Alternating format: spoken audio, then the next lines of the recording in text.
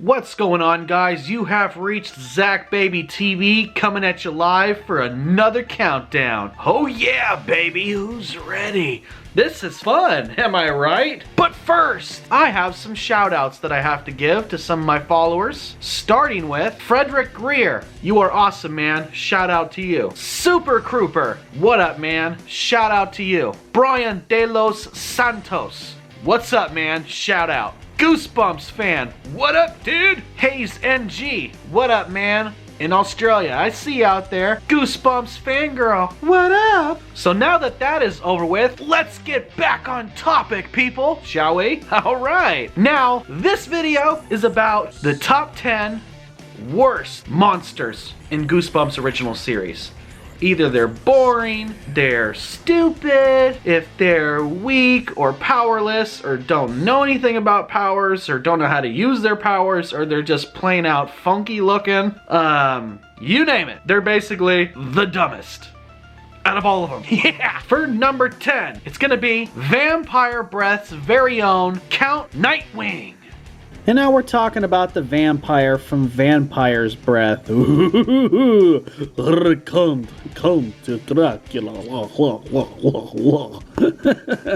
Actually, his name is Count Nightwing. Oh, is he from DC Comics? I don't think so. Anyways, this story is about Freddy Martinez, who's babysitting his neighbor Tyler, and Kara, who came over to keep Freddy company. You know, roughing around, you know, play wrestling in the house, and then knock over a china and find a secret room, yada yada. They go through the dark tunnel, and they, you know, find the jar of vampire breath, you know, which brings Count Nightwing, you know, from the past into the future, yada yada. But he can't find his fangs, which I found incredibly weird, guys, okay? Because typically, with vampires, they can extend their fangs when they want to feed, whenever they want to. But not in this case. He's got vampire dentures. He must be an old vampire. Actually, he is. But with these vampires, because he's not the only one, spoiler alert, they're all vampires.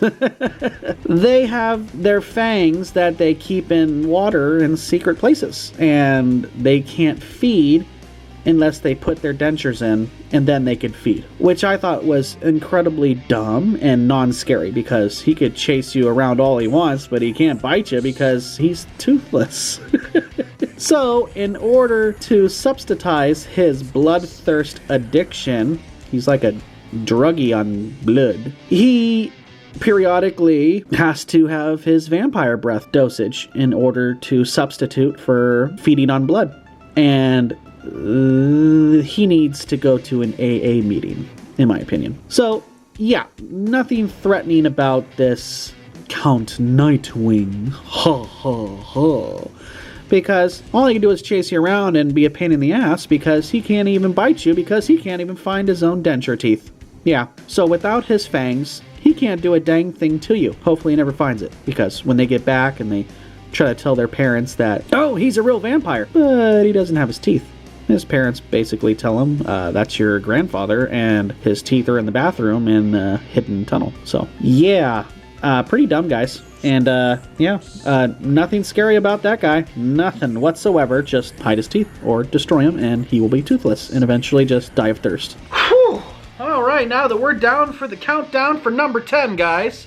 I want to suck your blood, but I can't find my dentures. I mean, my fangs. Number 9 is the horror from Welcome to Horrorland. Now we're talking about the horrors, people, from Welcome to Horrorland, right? Big, giant, monster, green, scaly, horned, demon-like creatures. Sure, they may look scary, but they're running an amusement park, so I don't know if it's for the money, but hey, you'll find out when you read the book, won't you? Now, they might visually be scary, but they are not scary whatsoever. They're not a bunch of monstrous, human-eating, flesh-ripping, blood-drinking monsters.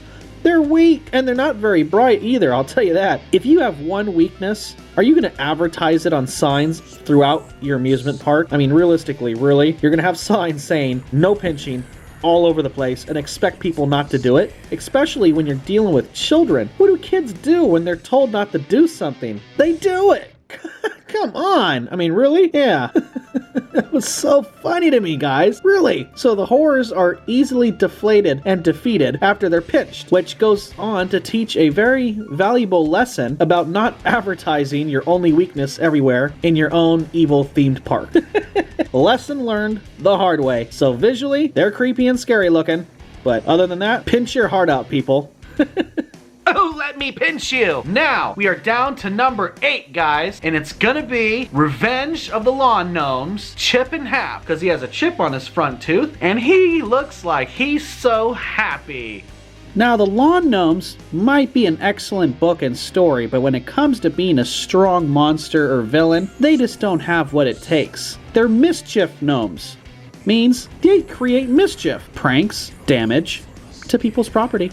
And in this case, to their lawns. Yeah, so, Joe and Mindy, brother and sister, and his buddy, Moose, which is Mr. McCall's son, which nobody likes, that man. Yeah, let's just say it's like Battle of the Neighbors, because when Dad comes home from Lawn Lovely with 2 gnomes, which he puts in his front yard, you know, when it's nighttime and the mist is out, they wake up and they go to work, and they don't do anything to their house. They go over to Mr. McCall's house and damage his melons and do all kinds of crap to him. And oh, everybody is pointing the finger at Joe. You know, good old Joe, blame him because she's always the one getting in the trouble, right? All they do is have mischief, and all they want to do is free their friends that are in the basement of Lawn Lovely. Yeah, so all they want to do is keep Mindy and Joe for themselves when they trick them into going down there to supposedly help them escape and go back to their forest home that they were taken from. Yeah, right. So not only are they mischief gnomes, but they're liars too. But they're not violent. They're not man-eaters. They're not killers. Yeah, they're just pranksters, to really narrow it down. Yeah. Oh, the light came on. We're down to number 7, guys, and it's Gruel from It Came From Beneath Your Sink. The Sponge. That's right. Super duper scary, right? Are you scared of sponges? Because I'm not scared of sponges, especially little ones with beady eyes and a little bit of shark teeth in their mouth. He would think that the best way to kill it would just be to wait for a few months and let that sucker dry out. But that's not the case with this guy. All he does is find wherever you are and give you bad luck no matter where he is to anyone that he's around. Ooh, super duper scary. He's gonna kill you. No, he just gives you bad luck, unfortunately. Not very scary. If I saw a killer sponge, I'd probably just keep him in a cage and just play with him. The only way to kill him is with kindness, because he gives you so much bad luck that the only thing to do is to do the reverse and be kind to it. And boom, voila, he's dead. Yeah, overtime. And then to follow it up, in the book they found another one, but it was a potato with teeth. Oh no, slap some sour cream and chives on that bad boy and slice and dice him. Oh yeah, the sponge is weak and a stupid story and a stupid monster. I could have came up with 10 times that idea without even trying. The sponge is a horrible monster, weak with bad luck, and probably some serious bad breath. Alright guys, that was number 7. Now, for number 6. Ah! Oh god! Just kidding! Oh, stupid story monster! Okay, if anybody plays another prank on me, I'm stopping this video. But you guys better continue watching, because number 6 is Sam and Louisa from Ghost Beach. Ooh, look at me, I'm a ghost, but I don't do anything.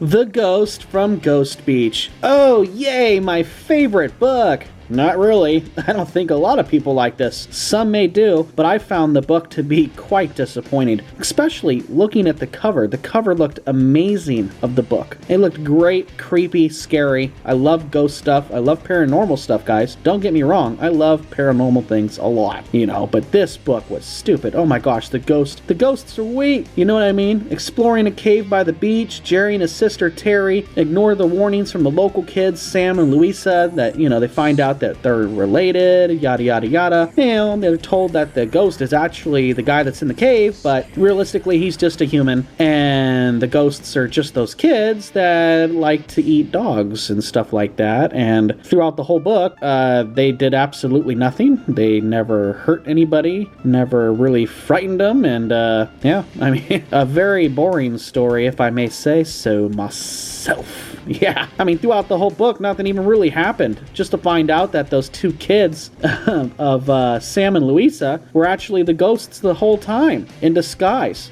You know what I mean? I mean, that was stupid. Nothing even happened in the book. I was expecting some type of a twist. Somebody die, something happened, break a leg, you know, hurt their pinky toe, something, guys. Oh, but they were horrible. Oh my gosh, so boring. Nothing happened. Oh yeah, no wonder why they're on this list. Oh, we're so lonely. I swear he's the ghost, not us, guys. Okay, please believe us. Now we're down to number 5, and it has to be Dr. Brewer from Stay Out of the Basement. Now, Dr. Brewer really isn't the monster, so to say. It's actually his clone plant buddy. His twin planty. Anyways, you know, Dr. Brewer is like a scientist and stuff, and he cuts himself on accident, and actually some of his blood from his DNA mixed in with some DNA from plant cells, yada yada yada, and ends up having this clone human that's like half plant, half human. And I'm like, well, you know, Dad, you never wear hats. I mean, other than the fact that this plant human just like probably knocks his dad out, and he shoves him in the closet and locks him up there and pretends to be his dad, to the two children that were Casey and Margaret, and the wife, you know, goes out of town, blah blah blah blah blah. All he pretty much does is feed them this gross, nasty looking plant food that looks disgusting. It looks like something straight out of the disposal. I mean, it's nasty. And he's like, oh, it's good, it's nutritious, eat it. I know the main plot basically was he was going to have the whole family probably cloned into plant humans and have them all locked up. But other than that, he really wasn't too much of a violent plant man. Sure, his boss got locked up and the dad was in the closet and stuff like that. But I mean, it's not like he killed him or anything and like chopped him up and fed him to the plants, or you know what I mean? So it's like he wasn't really frightening. He was just pretending to be their father, and he was just continuing his experiments basically. So he really was kind of a weak monster per se, and that's definitely why he's on this list. Damn vegetarians, they sicken me. Oh, yeah, you really frightened me. Do I get the wooden spoon spanking, Papa?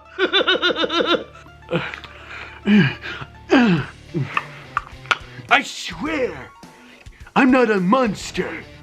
I swear it. I'm your father. You want some? It's delicious and nutritious.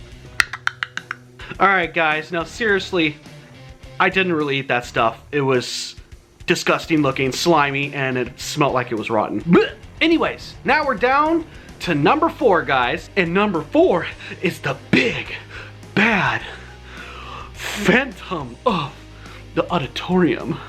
Oh, please let me finish my play. Oh. Now, the Phantom is weak because it's not like he's really hurting anybody, right, guys? I mean, he's a guy with a half-faced mask and nice-looking wardrobe that loves the opera, like Phantom of the Opera. Kind of like a knockoff, if you ask me, guys. Swinging around, showing up at dry-iced mist trapdoors on stage, and, you know, all he wanted to do was finish his role as the Phantom. because he never got to do it because he died on opening night, and he's been haunting the stage ever since. And he's been eagerly waiting for his chance to play the role. There's nothing really creepy or scary about the Phantom, other than the fact that all he wanted to do was play his role in a play that he was supposed to do back in the 1920s or something. I mean, let the guy have his spotlight and let him pass on to the other side, you know what I mean? You know, it's not like he was a murderous killer and there was nothing really wrong with the guy. He just stay away from my home sweet home. That's what he said. This is my stage, this is my role, this is my play. Period. Yeah. The book was alright. It's just, there's so many different versions of Phantom of the Opera, and this is one of them. So, yeah, definitely a weak character. Not really a villain or monster, kind of. More of like a villain, but not really in a lot of sense. So, yeah, definitely one of the weaker characters in the original series. All right, now tell me, guys, has this guy won an Oscar? I believe I do. Now we are down to number 3 for the dumbest, worst, ridiculous monsters of Goosebumps original series. Now, for number 3, he has a human name. He might have a human figure, but he's not really human. Can you guess? His name is Keith from I Live in Your Basement. Yeah, the big poopy guy.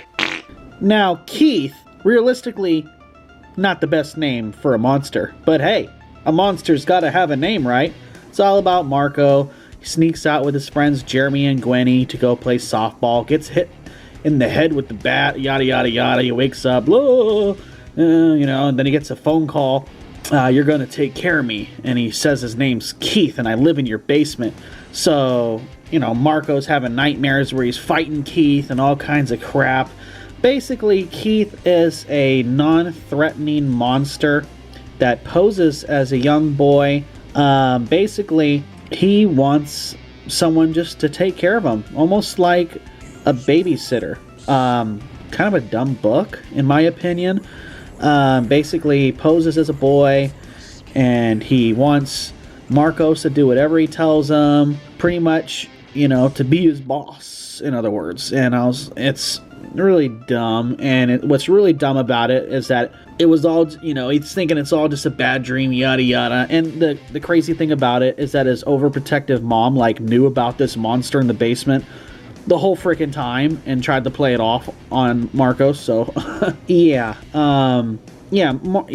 Keith is a stupid monster that just wants things to be catered to him, and he wants him to basically do things for him, and if not, he just throws up on himself and all kinds of nastiness. And yeah, so Keith, you go ahead and vomit your guts out and go back to sleep, go back to the basement, and be a good little monster. So come back to me when you're a stronger monster, when you could do some actual damage and not look for someone to go bring you a Pepsi or something, or a TV dinner, something like, jeez, go get a job, you monster bum.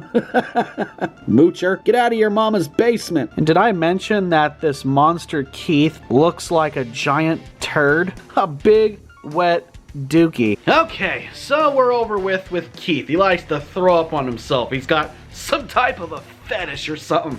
Now, down to the last 2. Now, these were hard for me because they're both kind of sweet. Not really monsters at all to me. But, hey, I gotta throw it out there. Now, number 2 is gonna be the Mermaid from Deep Trouble. Oh, she's so scary. The Mermaid wasn't even evil. She's a creature. You can't say she's really a monster. She's not really a human either.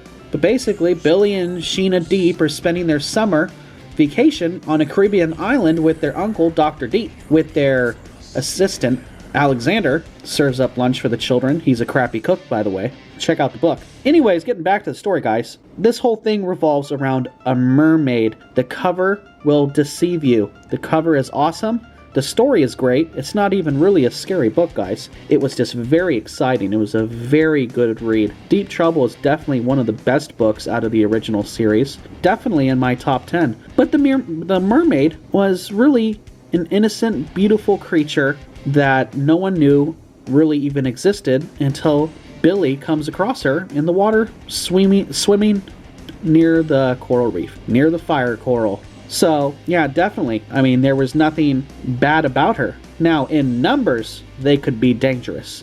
Like towards the end of the book, when they free her and they take care of those guys on the boat at the end. In numbers, mermaids can be dangerous. But we're talking about the mermaid from the book. Nothing scary about her. Really, she's wonderful. So, yeah.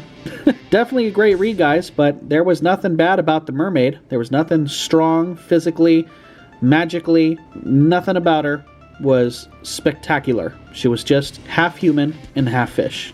All right, so we are down to number 1. She would have been number 1 if it wasn't for the fact that she could be a little bit dangerous because there's other mermaids and in numbers you're stronger. That's the only reason why she took second place in this countdown. Now, number 1, guys, is going to be Hannah from The Girl Next Door. Now, the whole time, she's thinking that Danny is the ghost, but Danny is not the ghost. She's in some sort of spiritual denial, guys, because she's innocent and a sweet little girl, and she's always trying to warn Danny from getting into trouble or getting hurt. And then, you know, the realtor shows up at her house saying that there was a big fire and that everybody died in the fire because she forgot to extinguish the campfire that was in the backyard, yada, yada, yada.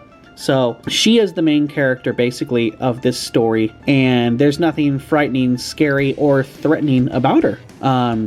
Just like in another book, she's innocent, and there's nothing violent or evil about Hannah. She's a sweet spirit that needed to save Danny's life in order to reunite with her family in the spirit world, basically. And that was her test or duty in order for her to pass on to the other side. So, yeah, Hannah is definitely non-threatening monster, whatever you want to call her, spirit.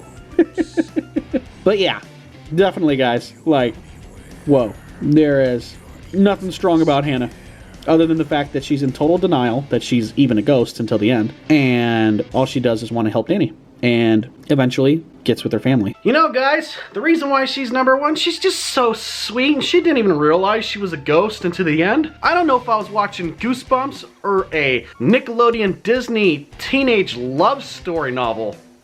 Yeah. So, guys, I hope you enjoyed this video of the top 10 worst Goosebump monsters from the original series. Yeah.